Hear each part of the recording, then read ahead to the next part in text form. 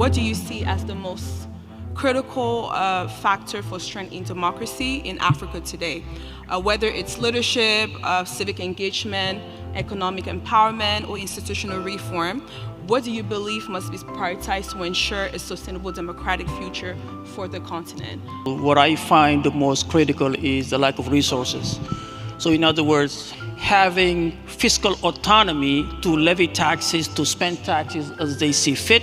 Every year, my organization, we bring African leaders to the US for a peer-to-peer learning with other mayors, members of Congress, to really exchange around how mayors in Nigeria or Senegal handle the COVID pandemic versus how mayors here in the US have done the same.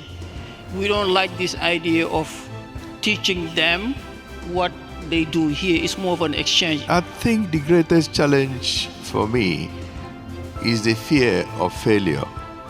We have quite a number of our men and women who have the gifts, who are called to get into public service, but they are afraid not to fail.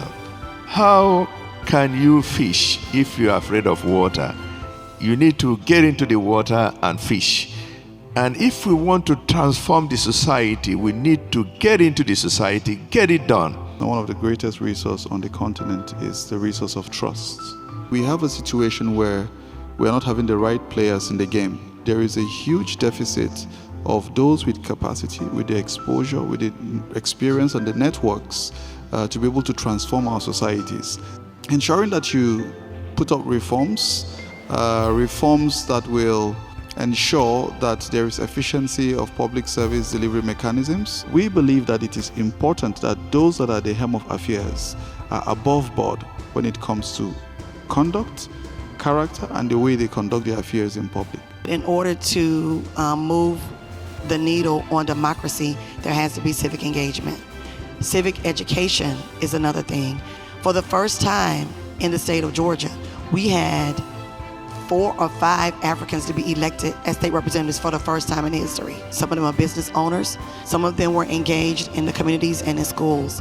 So now they are leaders who are supported. We created a Georgia Africa Caucus, which now allows them to have a voice larger than who else would know better about Africa than someone from Africa, to help educate us as American citizens on how to engage and expand Africa in Georgia. One thing that I hold dearly is character. And that is one thing we are lacking in Africa. As a leader, you are supposed to serve the people, or not the people serving you. A leader must possess some certain characters that actually attract people. We have to train our youth to be the leaders of tomorrow. The dynamics of modern geopolitics, expressed through the ravenous appetite for influence, resources, and ultimate control by the big global players, have made Africa's problem more complex in the modern era. Intellectual conversations around the development problems of post-independence Africa have been dominated by finger-pointing, blame trading, and most recently disillusionment. Strangely, one thing we often see very little of in these conversations is a resolute decision to take responsibility, look inward, and ask a few soul-searching questions about how our actions and inactions as Africans have contributed to the challenges.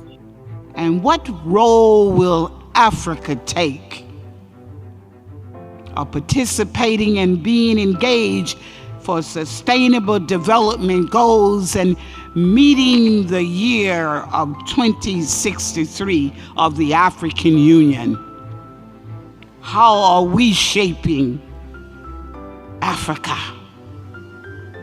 What is the role are we going to take in passing the mantle to the next generation and the next generation yet not born? I'd like to first of all say that the deficit of leadership capital in Africa has caused us great shame, poverty, and stagnation.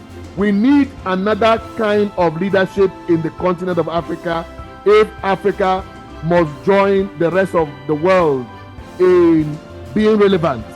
We need African leaders that have great executive intelligence, bringing the brightest of the brightest around them in order to enable them to succeed as leaders.